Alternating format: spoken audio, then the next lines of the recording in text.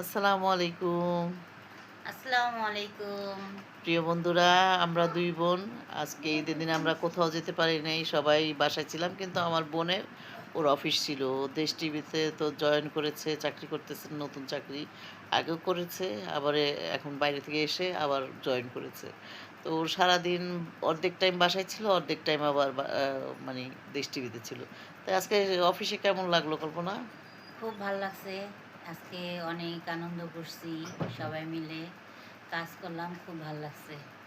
যাক আলহামদুলিল্লাহ। তো আর সারাদিন পর আইসা নিজের যে হাতে নিজে নিজের সেমাই হাতে রান্না করছি সবাই সেটা খাচ্ছি। আ প্রিয় বন্ধুরা, আপনাদেরও দাওয়াত রইল। আপনারাও চলে আসেন। বন্ধুরা সবাই ভালো থাকবেন। কেমন কাটালেন দিন? অবশ্যই ভালো কাটিয়েছেন সবার সাথে।